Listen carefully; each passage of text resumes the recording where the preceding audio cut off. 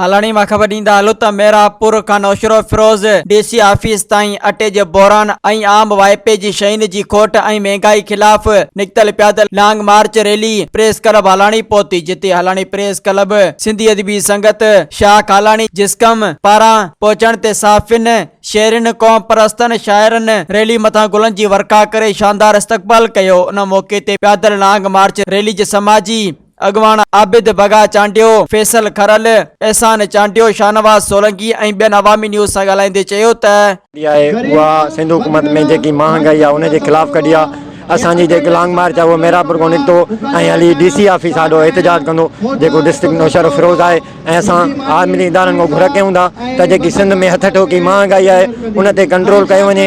जेसीं ताईं सिंध में कंट्रोल न कयो वेंदो तेसीं ताईं ही नौजवान क़यादत एहतजाज कंदी रहंदी। असां आबिद बगा चांडियो जी अगवानी में मेरापुर लोधी चौक खां DC ऑफिस नौशरो फिरोज़ जी तरफ़ असां नाल रैली कढी आहे महंगाई जे ख़िलाफ़। ऐं असां उते प्रेस क्लब बि कंदासीं। असांखे जेतिरो थी सघियो असांखे उते धरनो हणणो बि पियो त असां उते धरनो हणंदासीं। बुख बदालीअ जे ख़िलाफ़ असां उन्हनि सां पंहिंजे जिस्म जे तरफ़ां शामिल आहियूं त सिंध में वॾे में वॾो जेको अटे जो बहिरान आहे तमामु जेको आहे बुख बदाली जे करे सिंध गवर्नमेंट तबाही आंदी आहे। असां चवंदा आहियूं पंहिंजो रस्तो दुरुस्त कयो ऐं सिंधी माण्हुनि खे अटे खां तव्हां महिरूम करे छॾियो आहे।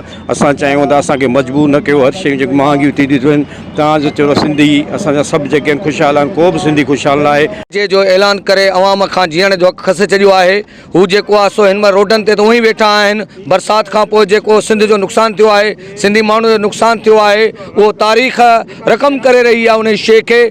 पर उन खां पोइ जेको हथरादू अटे जी खोट करे ज़ुले नौशरो फिरोज़ में माण्हुनि खे जेको बुख बदहालीअ जे वर चाढ़ियो वियो आहे इहो हिकु जेको आहे इंतिहाई शर्मनाक अमल आहे। असां हितां जे चूंडियल नुमाइंदनि खां ऐं DC खां घुर था कयूं त बराए महिरबानी करे माण्हुनि खे जेको आहे जीअण जो हक़ ॾिनो वञे। अटो ऐं जेके आम वाइपे जी शयूं आहिनि उहे सस्तियूं करे अवाम खे ॾिनियूं वञनि। असांजो इहो एहतजाज आहे महांगाई जे ख़िलाफ़। लॉन्ग मार्च कई आहे मेरापुर खां वठी हींअर असां हलाणी बीठा आहियूं। हलाणी खां असां कंडियारे खां पोइ DC ऑफिस नौशरे खां पोइ प्रेस मैन जेका आहे प्रेस क्लब नौशरे जी असां हुते एहतजाज कंदासीं। असां ग़रीबनि जे हक़ जे लाइ निकिता आहियूं। अॼु इहा मेरापुर खां ज़िला नौशरो फिरोज़ जी जेका महांगाई जे ख़िलाफ़ तहरीक जो आगाज़ कयो आहे ऐं इहा तहरीक इंशाअल्लाह जेको आहे सॼे सिंध में फैलजंदी। ऐं असां सॼे सिंध जे वासियुनि खे नौजवाननि खे ऐं हर तबिके जे माण्हुनि खे चऊं था त इहा जेको आहे कमर तोड़ जेका महांगाई आहे इन जे ख़िलाफ़ पंहिंजे शहरनि में निकिरनि। हीअ जेका बि हिते जा ऑफिसर आहिनि, करप्ट ऑफिसर आहिनि, हुननि जो जेको आहे एहतिसाब कनि त हीअ जेको हथरादू महांगाई ख़तमु थी सघे। न त इहा जेका महांगाई आहे इहा अवाम दुश्मन महांगाई हीअ ग़रीब ऐं पोरित माण्हुनि जो जेको आहे ख़ात्मो करे छॾंदी। Soomro 3D wallpaper and PVC panel shop दे रहा है सबसे अच्छी सर्विस, बेहतरीन क्वालिटी के आला मयार वॉलपेपर और सीलिंग खूबसूरत डिजाइन और कलर्स में दस्तयाब है। हर किस्म के PVC वॉलपेपर्स और सीलिंग लगवाने के लिए हमसे राब्ता करें।